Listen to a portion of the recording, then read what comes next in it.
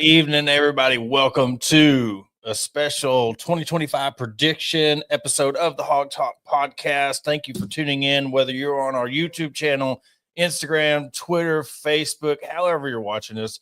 Thank you for joining us tonight as we are bringing you our 2025 Thursday edition of the Hog Talk podcast, presented to you by Vision Exteriors and powered by FanDuel. And as always, we're coming to you live from the Sterling Soap and Roastery Studios, part of the Believe and Buzz Radio Network, where you can hear us each week on 106.7 Buzz 2 in Central Arkansas. All live shows coming to you by Arkansas Brewing Company in downtown Ozark. I am Porter Hayes. Alongside me, as always, is Adam Hall. Tonight, we will bring you our game-by-game predictions of the 2025 season, and then we will go over some picks presented to you by FanDuel.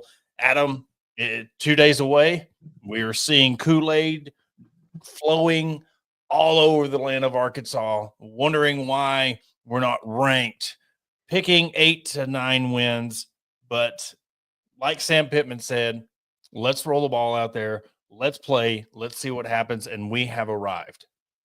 I mean, we're to the point that I'm more on Sam Pittman's side of, how he's approaching this season than the media is. We've seen the jumping back and forth between, I'm predicting 9 wins, and then now, no, it's 7 wins, and then it's, we got Jack here that's at 11 wins. Hey, more power to you. If it happens, like we've said before, more than happy to eat crow. Then we have the full-on sunshine pumpers that are the big media, if you will. It's one of those that it's put up or shut up time.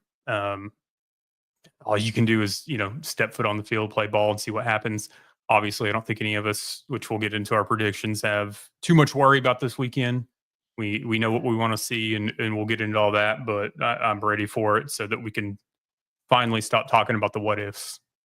And before we get into the predictions, week 1's here, and this is a gimme game, Alabama A&M.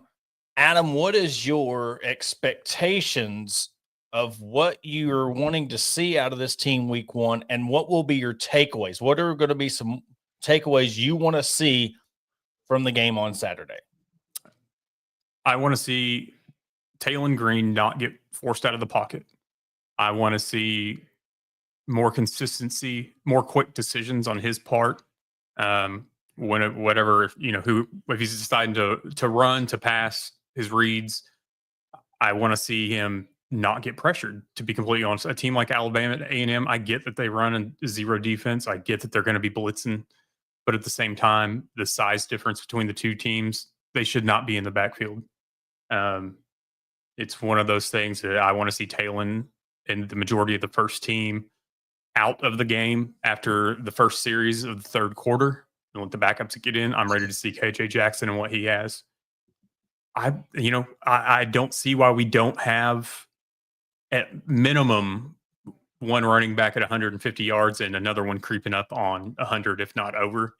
Yeah. A game like this, there should be no reason that you do not ball out on all sides of the field. And, like we've talked about, there's a lot of questions on the defensive line, on the defense. I don't think we're going to get a lot of our answers in a game like this. But at the same time, you've got to go out there and show something.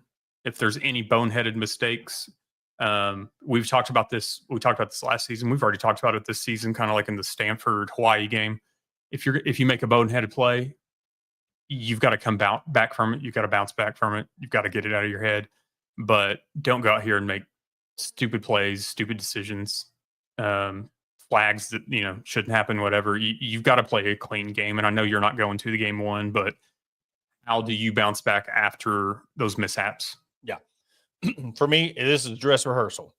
This is the game where I want to see 60 some odd points on the board. And the reason why I'm saying that is I want to see the ball spread out, establish your run game, get your run game going. And we know Taylon Green can run. Use this as dress rehearsal to, you're going to get your yardage. Do not get majority of your yards rushing from this game like you did against the UAPB game. Use this game to really get in rhythm with your other receivers. Use this game to read the whole field. Use this game to get your running backs in there.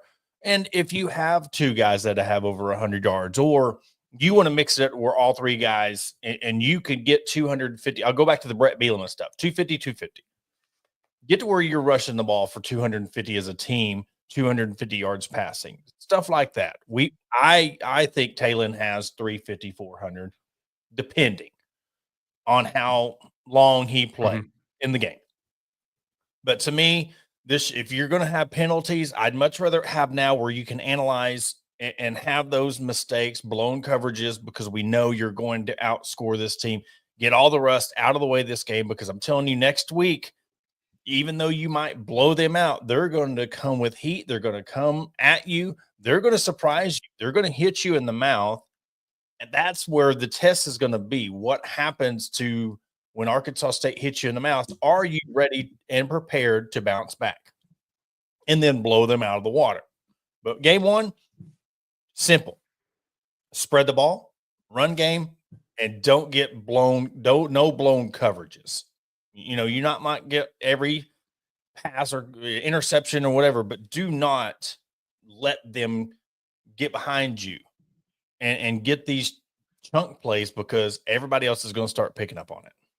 100%. And, you know, it's, we've argued, or not really argued, we've gone back and forth on this offense. And is it truly in the hands of Bobby Petrino 100%? And I think a lot of us have been on the, no, it's not, even though we're being told otherwise.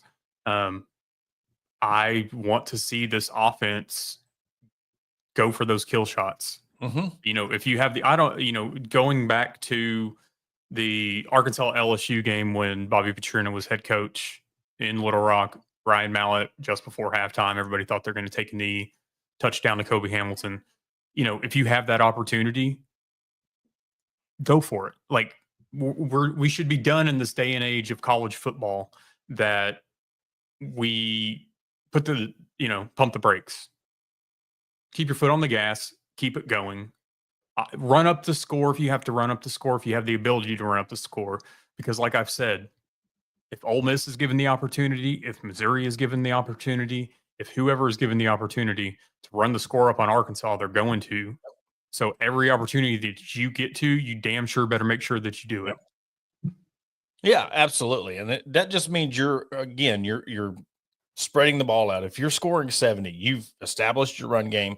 You've gotten multiple people wide open in the passing game.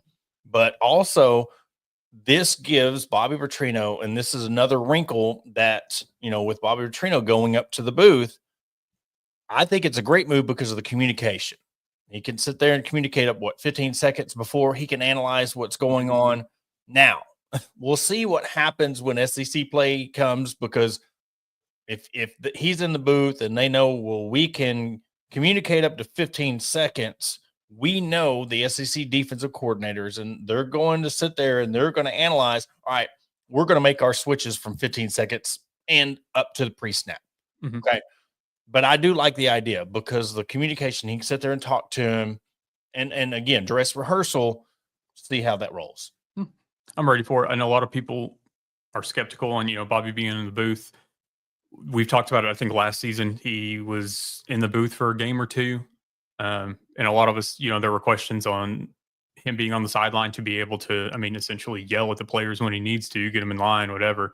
But a game like this, I think he's better suited to be in the booth, to see the outlook from up above, see how everything goes. And it's one of those things, if at halftime he deems that he needs to go down there, then go down there.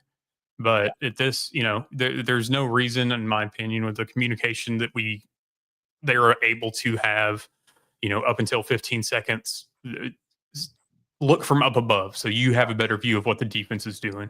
Because if there's anybody that can read a defense and know where these players need to be, it's Bobby Petrino. Yep.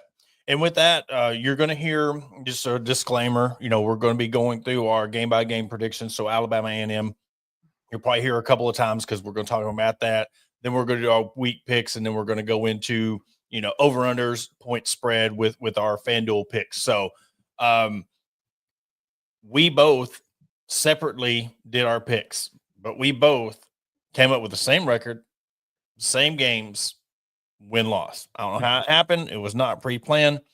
So what we'll do is we, of course, keep it short and sweet with Alabama A&M. We know what our predictions and our thoughts are about this game, but dress rehearsal, lesser opponent, a team where if you have this high-powered offense, you should rout them by halftime, get this thing over with, and then move on to week 2 against Arkansas State. 100%. Get in, get this game over with. Don't look ahead to Arkansas State. Don't look ahead to Ole Miss. Go in and get it done. Handle your business. Hopefully, come out unscathed. And at the same time, just get ready for Arkansas State, because that's going to be a big game, no matter who wins and who loses. And Adam, moving on to week 2, that matchup with Arkansas State in Little Rock. We both have a win. What is your key? What is your deciding factor on having Arkansas win this game? I think this is a game that Arkansas has to win, and I hate that I'm saying that. But for Sam Pittman, I think we're all in agreement that if you lose this game, you're not going to make the trip back home. Yeah. You're going to get left. They'll drop you off at Hot Springs on the way home. Yes. It's one of those I personally want to see in this game, especially after our conversation with Kara Ritchie a couple of weeks ago. And where Arkansas State is, the players that they've lost, I think you have to win this game by about 17 to 20 points. I think if you win this game sub 17, you have a lot that you need to address. They're coming into this with new players and new positions, several unknowns. There's no reason for me. I'm throwing out the window what happened last year. Them going toe-to-toe with Michigan and almost beating them. Throwing that out the window. I think that this is a game that you need to win by 3 scores or more. Mm-hmm. Absolutely. Because one, it shows me you're looking ahead to Ole Miss. You can't afford to do that in any game this season, because you need to be focused game by game what's going on. I have it a win. I have it at a 28-point win. I'm going to, go out there and say Arkansas scores 40 on them, maybe gives up 17 to 20, depending on how things roll, or, this thing gets out of hand and Arkansas State just kind of throws in the towel per se.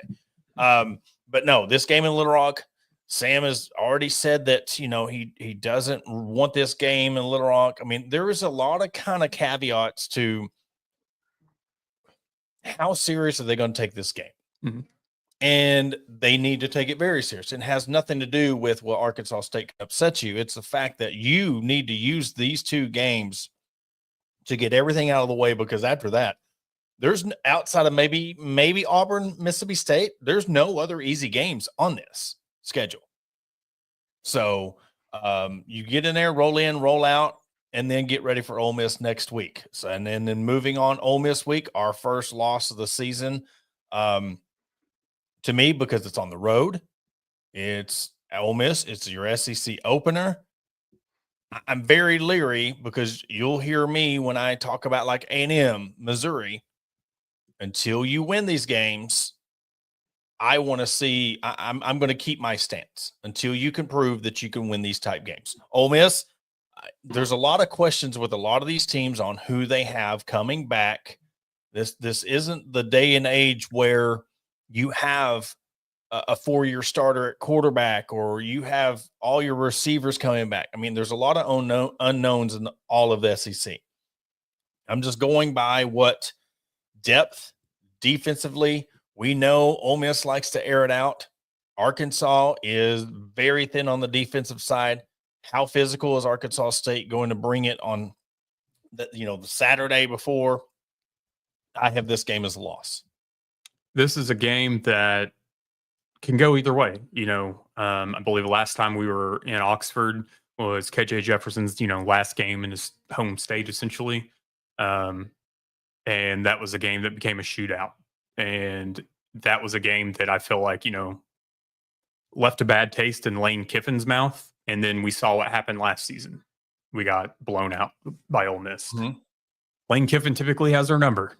And this is, I think, going to be a game that's going to be no different. Hopefully it's not as bad of a blowout as last season was. I hope that Talon Green this game, I think maybe one of his biggest road games that he's had so far, meaning this game could kind of set a run ahead of them if they were to pull it off and win it. I think that boosts your confidence. Um, but if a complete blowout demeaning loss could make you struggle the following week when you go to Memphis. Yeah. So this is one that I don't have the warm and fuzzies about. I don't think it's going to be a favorable game for Arkansas. There's a lot of unknown with Austin Simmons, Ole Miss's new quarterback. But here's the thing: is that one thing that Ole Miss and Lane Kiffin do is they get quarterbacks. So this is a kid that I think could do some damage. But at the same time, there's so much unknown that it could be one that he's not ready for the big spotlight. Yep. Because just like it's our first SEC game, it's their first SEC game too. They just luckily get it at home versus us being on the road. So no, I have this being a ugly game. I hope it's not, but that's where we're at. Yeah. And we've seen Arkansas in years past make average quarterbacks or average players look like Heisman contenders. And again, you look at Ole Miss, Tennessee's going to avenge a loss. A&M has our number. And then, of course, Texas, Sark still has that loss in his mind.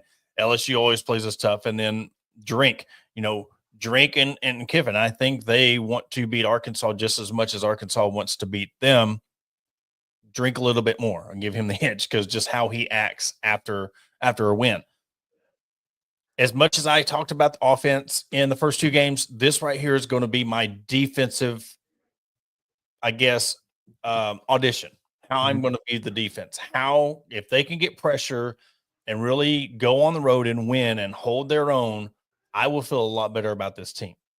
But if Ole Miss comes out on fire and they have another blowout, it really might change how I feel about the Mississippi game. I don't know. That's a toss-up, or a Memphis game, sorry. But I do have this one as a loss, but this is going to be my swing game per se, because this is going to be where where your offense is, and I think this is where your defense gets tested to see the depth and the skill set on how well this defense holds up. Mm-hmm. And, moving on to the Memphis one, you want to talk about swing games with the Ole Miss. The Memphis game is my swing game because this is a game that you should win. Even though it's at Memphis, it's one of those things that this is one of those areas that are going to be a lot of Arkansas fans traveling, going to be a lot of Memphis fans. I think this game could be ugly. I think it could be low scoring. I think this is a game you could look at it and it could be 14-10 at halftime, 14-9 at halftime, something like that. This is one that if you come into this game not prepared or reeling from a loss from Ole Miss and looking ahead to Notre Dame, you're going to lose. You can't think about the game before. You can't think about the game after because Memphis will be ready for you. And this is a game that I think that if you end up losing, will set the tone for the rest of the season. Because I think that would be too much to overcome after that if you lose this game right here. To me, I'm looking at this as like the Oklahoma State game last year. This is a game that could go to the wire, could even go in overtime. How do you come out of this? Do you will yourself to win, or do you, like last year, piss it down your leg and let Oklahoma State, come back and win? You can't, last year's game, Oklahoma State scored 18 points in the fourth quarter and then scored in overtime to win. You had this game in hand and you let them score 18 in the fourth. You can't let Memphis hang around in this game because this is Arkansas State with more talent. You can't let them hang around in this game. They know how to beat big opponents. This is one of them teams that wants to beat their chest of beating an SEC opponent, whether it's Arkansas, Ole Miss, LSU, Mississippi State, Auburn, anybody. They want to prove, because the Big Ten and the SEC have big targets on their back with the way things are going. they are going to do anything they can to sit there and try to say that they beat an SEC team. I have it as a win because I think they're going to swing the momentum and they're going to pull this one out, but this one's going to be scary. But I do have Arkansas winning this, either holding on to win or I would say 7 to 10 points. Maybe if it's a last minute drive or 2-minute drive, run the ball down the field, score, or you hold on for the win, you score and you hold on your defense. But this will be, in the famous words of Lee Corso, closer than the experts think. Mm-hmm. And, moving on to Notre Dame, I think one of the biggest issues with this game before it even gets started is the fact that they let this be an 11 o'clock game. Yeah. I don't understand that. Whatever. Notre Dame, it's one of those things that, do I think that Notre Dame is a national championship team? No, I don't. Otherwise, they would have won one in recent past, at least. But Marcus Freeman is doing a hell of a job there. Mm-hmm. Continuing on from Brian Kelly, he left him in a good spot. Notre Dame's going to be ready. Notre Dame's going to be, ready to come out and smack an SEC team in the face. And unfortunately, that's going to be Arkansas. Yeah. It doesn't matter if this game was at morning, noon, or night. It's not going to go in Arkansas's way. I know that there are some that are predicting the upset. In my heart of hearts, there is no way, shape, or form that I can predict an Arkansas win against Notre Dame. No. I mean, they start the season out with Miami. Then they got to play A&M, Purdue, and then Arkansas. So they're already going to be, you think this is, in the grand scheme of it, it don't matter if they make it or not. This is a team trying to get to the college football playoff. This is a different level team. This is not a team in your conference. This is a team out of a conference that does not have a conference, that has to win all of these games. And whether Arkansas is on the bottom or mid of the SEC, this is still a resume builder because they have to win all their non-conference games they don't have the chance of playing to get into the college football playoff. They're already going to be playing Texas A&M. So if I don't know, I'm pretty sure they're going to beat A&M, but they're going to come into this game. And because of that, they're not going to overlook it. I think if this game was flip-flop with Notre Dame's schedule, where they were playing Arkansas first and at 11 o'clock, and then they played A&M after, maybe they're looking ahead. They're just coming in thinking they're going to just run all over Arkansas. I don't have it as a blowout like a lot of people think, but I still think that depth, size, everything just takes control in mid-third quarter, fourth quarter. A 17, 21-point game. I don't see that as a blowout because if you pull away in the end, it's just, hey, depth and skill took over and Notre Dame wins. That's where I have it. And again, moving on to that Tennessee game, how are you going to come off of that loss? Are you going to keep that streak alive against Tennessee, not let them get revenge? But to me, revenge, Tennessee, they're, Heupel's wanting to take a step up in his hierarchy of SEC coaches. He wants to get Tennessee to that next level in the SEC. Again, the defensive woes, I'm solely basing this off of what I think with that Ole Miss game, how I see them playing. I give Tennessee the edge. I just think you got Ole Miss, Memphis, Notre Dame, and then Tennessee. We'll see what happens because I believe they come off a bye week that week. Arkansas's not really proven much coming off bye week. So we think bye week helps them, energize them. I don't see this helping out their cause.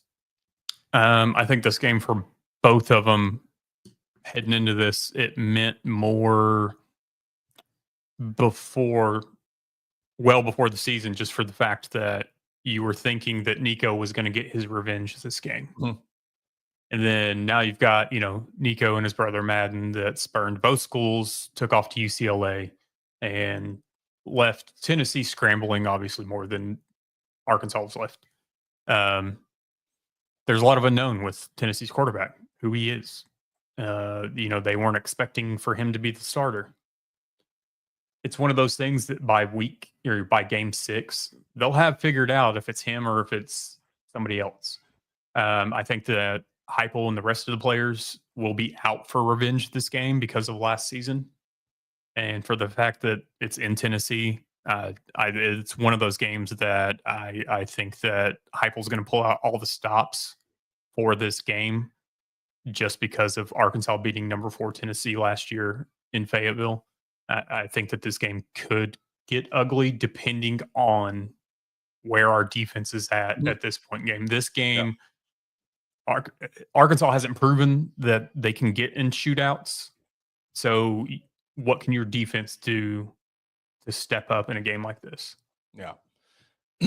And having to play, at Tennessee, and depending on the time, I mean, what happens with, the timing, is this going to be a big game for Tennessee? How are they going to be at this point? Because now you're into, I would say, close to middle of October.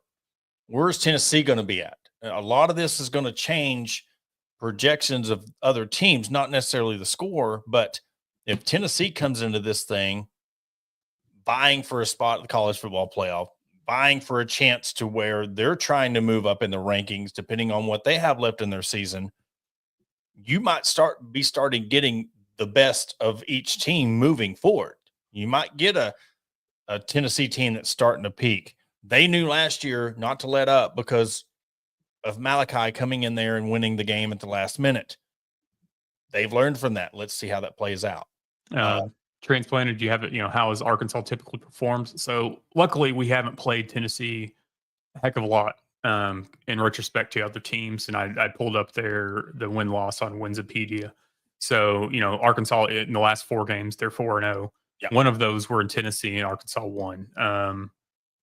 Prior to that, Tennessee won essentially every other game in Knoxville except for one. So Arkansas has only won 2 games in Knoxville. It's one of those that it doesn't fare well for you. Yes, the recent history is in Arkansas's favor, but still in the overall history, it's not in Arkansas's favor by any means.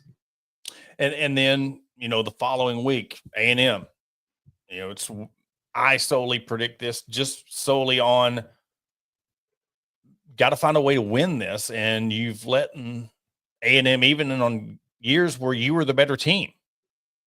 Now you're playing this at Fayetteville. This is finally, okay, we're finally out of Jerry World. We got this going on, but a lot of this has to do with the depth. A lot of this has to do with where A&M is. But my main point is, until you can win this game, you have to prove to me you can get this monkey off your back of beating A&M. That's where I see this, and I'll finish that up with the Missouri. I'll say the same kind of thing. But I have the A&M game as a loss, and until Arkansas can find a way to win these games, I'm going to have them as a loss. This is one that doesn't go in Arkansas's favor, just like the Missouri game, like you said. This game is usually funky. Something happens weird, something at play. Somebody tries to Superman over the goal line and fumbles for a 99-yard return, or fumbling elsewhere. Bad ref calls a punter running a punt for a 50-something yard touchdown years ago. There's always something weird in these games. Typically, it doesn't go in Arkansas's favor. Yes, it's finally back in Fayetteville. We're out of Jerry World. I still feel like, and this is going back to the COVID season or the season after that, where we played the 10-game SEC schedule. That game should have been in Fayetteville, and it was at Texas A&M. I feel like we're owed a game there. I feel like we need 2 home games versus Texas A&M getting a home and home. This is one until Arkansas can beat Texas A&M outside of the 2021 season. It's not gone well for Arkansas, and I never have good feeling about this game just because of all the weird things that have happened in the past. So until Arkansas can stop Arkansasing, if you will, I don't have them winning this game. Well, and another thing, that's where how has Taylor Green progressed as a quarterback? And can he hold on to the ball? How is he going to be able to stand up, like trust his wide receivers to get over, trust his O line to block? Where's the O line in this? How have they been blocking? Have you been able to get the run game going? How has other teams prepared for you? Are you, switching up at halftime? Are you making adjustments? We're going to know a lot about this team come this point in the season, but so does the other teams. They know how you are. Now, I mean, you said funky. This is one of them games where, you've got to not fumble the ball. You cannot turn the ball over, especially in this game, because we see how one turnover can totally change the outcome of this game. And again, it's one of those things. Something always happens, and they find a way to lose this game. So that's why I'm going with that. Mm-hmm. And yes, this will be the game that they honor Derek McFadden and veil his number, all that. So there will be ceremonies going on. And you can almost say this could be a swing game. Mm-hmm. You're at the midpoint of the season. This is a game that you're used to losing. And if you somehow win this, you build momentum off. You win this game, then you go, as we have the next 2 games, 2-3 wins. You could possibly, you always play LSU hard. Depending on where Texas is, there's a lot of people who's not really sold on Arch Manning. You could use this as your swing game to, all right, we're going to prove us wrong. I'm not going to say everybody, I'm speaking for us, prove us wrong. We're going to finish this out. How does this team want to roll? How does Sam Pittman want to carry on as a legacy, or how does he want to end his legacy at Arkansas? Going into this Auburn game, it's one of those that Hugh Freeze is on a hotter seat than Sam Pittman. Yep. After last year at Auburn, bad taste in their mouth, whatever. I'm not sold on Auburn. I'm not sold on him. I'm not sold on Levy and Mississippi State. So, these next 2, I'm not saying that they're going to be won handily, but at the same time, I don't feel like there's any reason to have deep-seated fears about losing either 2 of these games unless something drastic happens between now and then. Yeah, same. I mean, we can just go ahead and couple Mississippi State and Auburn in the same sense of, you're not the worst team in the conference. These are games where both programs are down. They're trying to rebuild their programs, and the talent. You have more talent on both sides of the ball. If healthy, yeah, I see both of these as wins. And it sets up for that 3-game gauntlet at the end, which we start with LSU.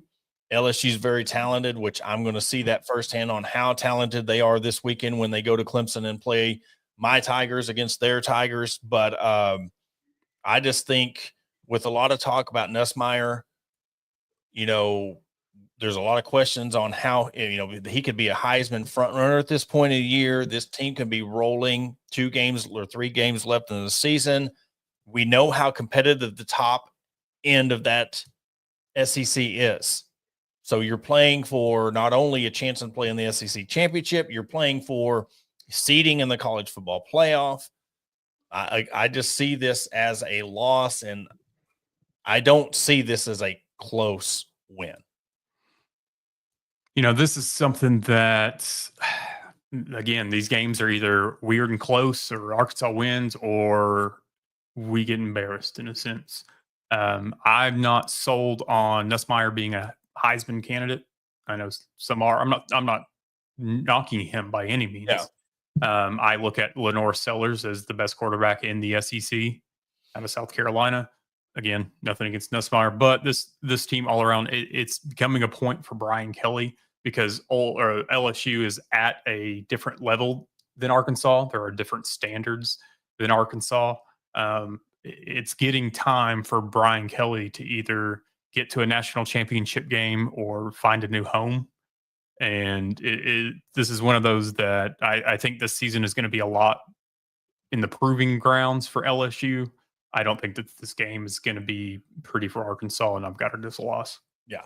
And the one thing that kind of helps Arkansas, this is an early 11 a.m. noon kickoff.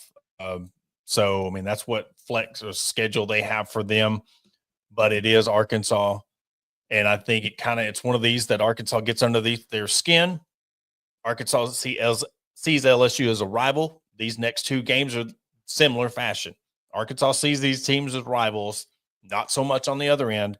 They always find a way to get underneath their skin. They're like the chigger and underneath the skin of LSU and Texas. And kind of like we were just talking about Auburn, Mississippi State on one side, I am doing the exact same thing on this side. Is you're going at LSU, at Texas, and just the firepower, what they are as programs. A lot of my predictions when I went 5 wins is solely based on you are potentially going to have to outscore everybody you play. Can you outscore LSU? Can you outscore Texas?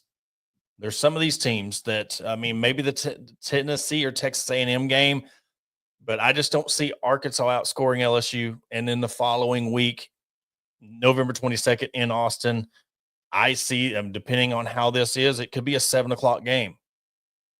If this is a night game in Austin, the chances of Arkansas winning this game is very slim to me. This is one that I don't think is going to be too pretty in Austin, especially if it's a night game.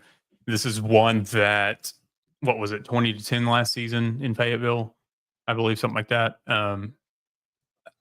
Outside of Sark's first game against Arkansas at Texas, that Arkansas won 40-21 or whatever it was. I think that game, even though it was his first year, left a bad taste in his mouth.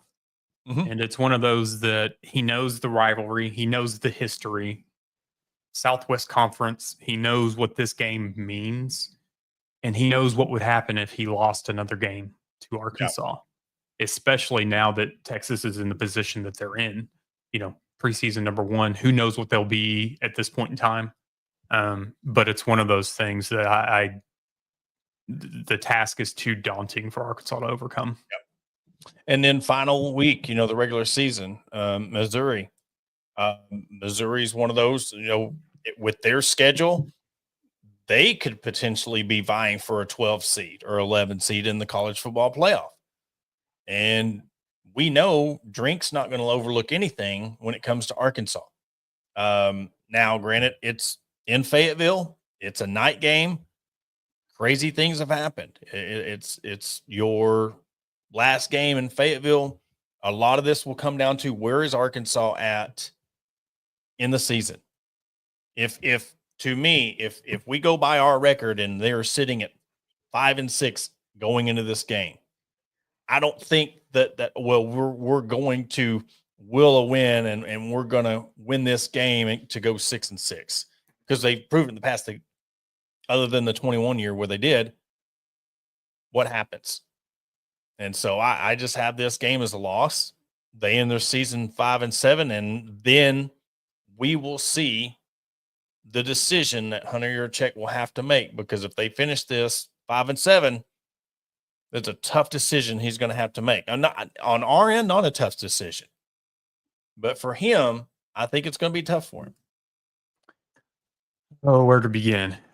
This game right here. So first off, I'll just it's one of those that if you're going into this game and you've got to win to make a bowl game, I don't think it goes in your favor. I don't think it's going to go in your favor to begin with. I have this up as a loss. It's just a matter of what Arkansas team shows up against Missouri. Next part is I obviously want more than anything for Arkansas to shut up Eli Drinkwitz. I'm tired of looking at him. As DP calls him, his revenge of the nerds self. Yep. Like, I'm sick of it. He's got Arkansas's number. He knows how to troll Arkansas. He knows how to recruit Arkansas. He's just as petty towards Arkansas as I am about a lot of things, as transplanted Texans like to say. Petty recognizes petty. This is one of those things that he needs to be smacked in the mouth. What's the best way to do it is to go out there and beat Missouri. But at the same time, I don't think it's going to happen. I would honestly love for one of our players, let's pull a page out of Remember the Titans.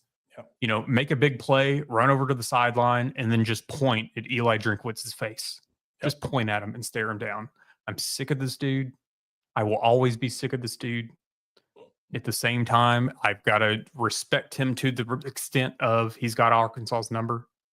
But it doesn't mean I'm going to like you. So Yep. at the same time, I don't think it's going to be a win, but I would love for Arkansas to shut him up. Yeah. So that does it with the segment. We have our overall record at 5-7. The over under on the year is 5.5. I mean, there's a lot of people, and maybe they're doing this by proxy. Don't know. A lot of people are counting things out, but a lot of it has to do with the defense. There's a lot of things that we're hearing from the defensive side of the ball. They just don't have the depth. And you need this with this gauntlet of a schedule. Sam Pittman is scared of a 9-game SEC, rightfully so, because it's difficult enough as it is to have an 8-game SEC slate. He don't want that, and we'll see what happens if predictions come true, but we will gladly eat crow if this leads to a 7. But my biggest fear, Adam, is Arkansas's 5-6 heading into the Missouri game. Hunter Yurachek comes into the locker room, gives a rally cry. If Arkansas beats Missouri and we find a way to beat Missouri, win that Battle Line trophy, win it for Sam, and he gets to stay after a 6-6 season. Let's hope that doesn't happen. I think you would have a full-on rebellion if you come out of this with a 5-7, 6-6, or a 6-6 win season, and you get to the Tax Slayer Bowl or whatever else is out there, then you've now solidified what we've all been saying for the past few years. At this point in time, if that happens, I will personally autograph my mediocrity, live it, love it, deal with it t-shirt that I have so proudly worn. I will personally autograph that and mail it to Hunter Yurachek myself. There you go. We'll clip that part up. But yeah, also, I mean, I want to bring up before we go to a quick break and finish up, the part that he says he didn't want a 9-game schedule tells me, why would you want to move forward if you know your schedule is going to get harder? He don't want it. I would lie. Don't say it out loud. Say that, but you're publicly saying, well, I just don't want it. And then your athletic director is like, we're welcoming these 9 games. We love the revenue. We love the money. Then you go to the coach. He's like, well, I don't want it. You're scared of the 9-game schedule. That's fine. Your program's not feasible to do a 9-game SEC slate. So then we need to bring somebody in who wants a 9-game schedule, who wants to embrace the new waves, who wants to give Arkansas a chance where they can withstand a 9-game SEC schedule. So, I mean, that was just my opinion on the comments, but we'll see. Long season, it's finally here. We're finally here to where we can talk ball when we come on Sunday. Again, now that's a new thing. We're going to start going back to our Sunday schedule. Now that football is here, we have game, talk about the game. We'll have 6:05 us, but yeah, it's go time. 100%. Like I said, put up or shut up time. We'll have definitely a lot of opinions come Sunday. So, we'll have this followed by HQ Live. So there will be a lot of football talk Sunday evenings for the foreseeable future. And guys, if you're like us, Saturdays are for the Hogs, Sundays are for NFL. And with FanDuel, you can bet like a pro, whether you're stacking a game parlay on college or sweating a last-minute field goal in the NFL. FanDuel puts the power in your hand with live odds, quick bets, and easy cash outs. New customers even score bonus bets just for signing up. So if you call the Hogs or ride or die with your favorite NFL squad, make every down count, bet college, bet pro, bet FanDuel. And with that, we're going to take a quick commercial break, hear a word from our sponsor, Vision Exteriors, and then we'll run down our pick'ems for the week and highlight a few other games presented to you by FanDuel. Looking to enhance your home's curb appeal? Look no further than Vision Exteriors. As your trusted roofing, siding, and exterior experts, we're here to transform your property. Our skilled team ensures your job is not only functional but also aesthetically pleasing. Along with roofing, we also offer window, gutter, and siding installation to boost your home's appearance with our quality options. Visit us at www.visionexteriors.com or call us at 479-397-4770. Let's make your vision a reality. And welcome back to Hog Podcast, powered by FanDuel, and we will get into our Pick'em contest. Adam, reigning champ. I started off strong. I got you in the first half, but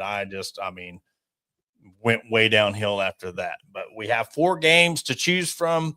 In week 1, we have the Arkansas Alabama A&M game, Texas Ohio State, LSU Clemson, and then Notre Dame Miami. Adam, I'll let you take it away. So yeah, starting off, we've all got Arkansas over Alabama A&M. I think that one's pretty cut and dry. This is actually funny, which the other guys just found out earlier this week. They thought it was funny that I usually take this and I predict y'all's schedule or y'all's picks first, and then to see how close I am to it. And I always know you're going with Clemson. But, I've got Arkansas on this one. Just moving right on, Texas, Ohio State. This is one that it's one of those. It's like you and I have talked about. This is a game that they've got the 1.5 point favorite for Ohio State. It's in Ohio. I've got them rocking this one. I'm not saying that it's going to be a blowout by any means when I say they're rocking it, but Ohio State's got this. And moving on to LSU Clemson, I know that's your team. Clemson is your pride and joy outside of Arkansas. So this is one that I'm just not betting against the SEC in this. And this is one that I've got LSU. Brian Kelly's got a lot to prove this season. So I'm rolling with them on it. And Notre Dame, we all bet this one. There's a lot of unknown with Miami. Replacing Cam Ward. This is one that I think Notre Dame goes to Miami. I believe it's at Miami and just goes in and clean slate, easy. I'm not going to say it's an easy game, but this is going to be one that Notre Dame, I don't see has too many issues with. Yeah. And I'll go ahead. I'll start with Texas, Ohio State. I really think 1.5 point favorite, but it's in Columbus. We don't know really just how good Arch Manning is. It's in the horseshoe. I just see with Ohio State winning a national championship and then still hearing about the SEC.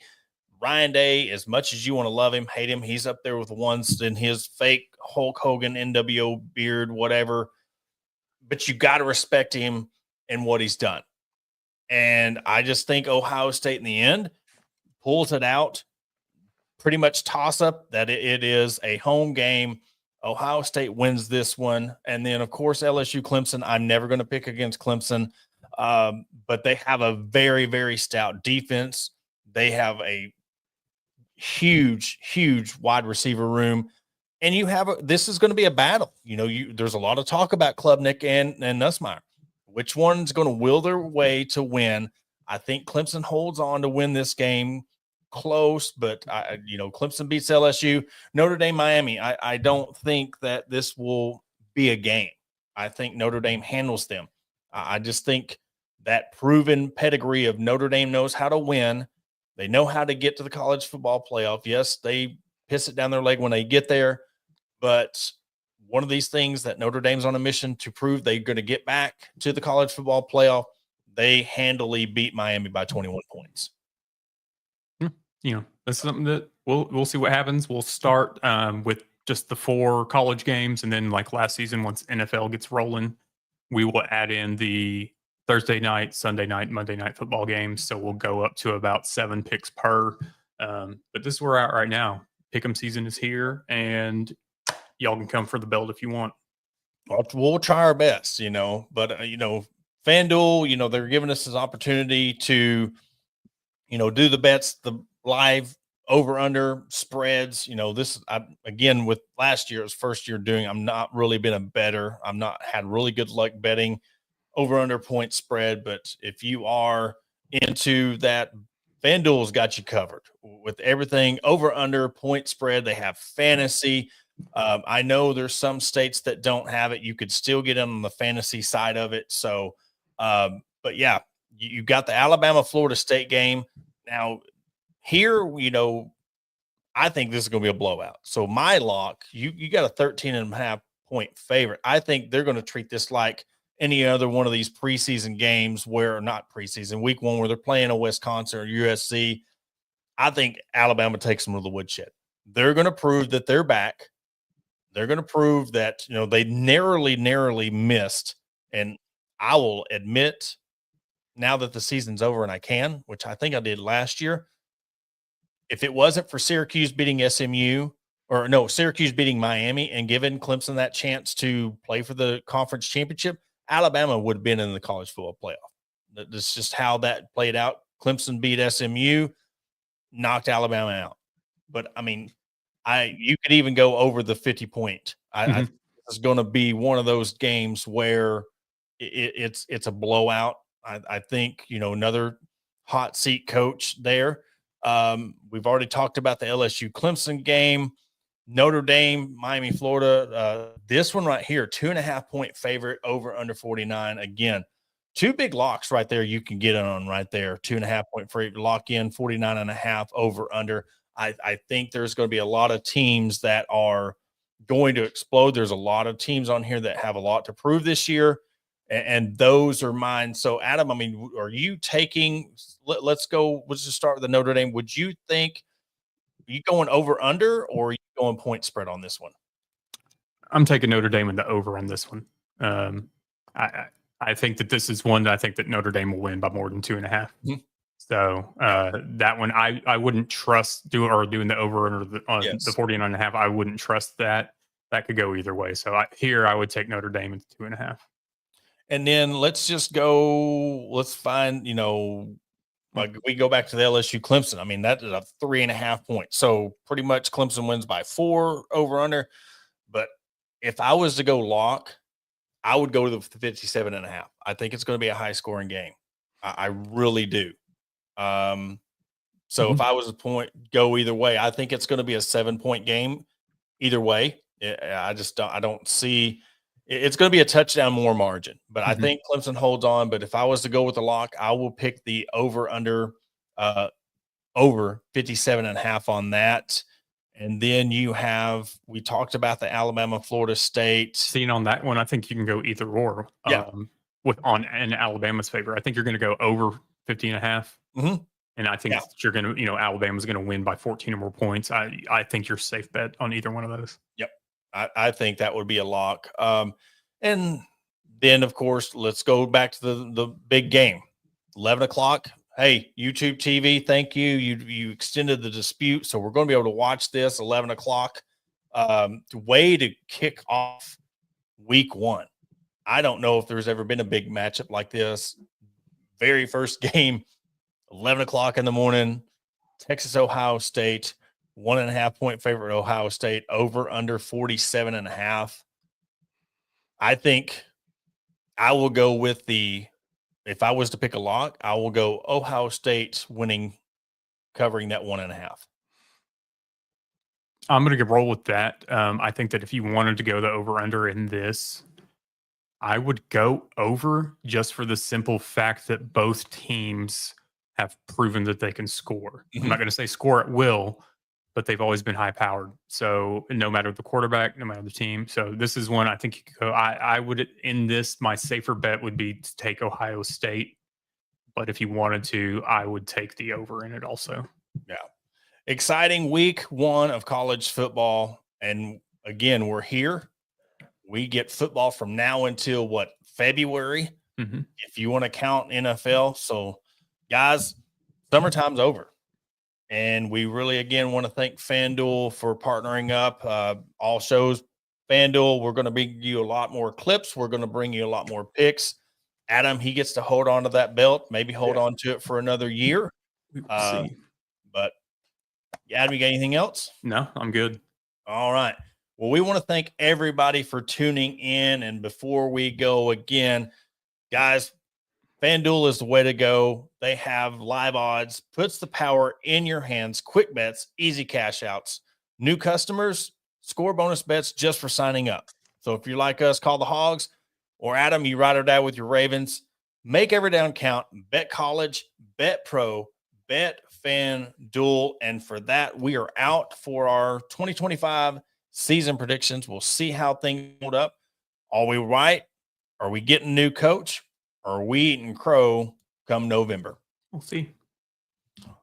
Guys, we'll catch you on Sunday, 6:05, Hog Talk, 8:05, Hog HQ. Everybody have a great Labor Day, official end to the summer, and we'll catch you.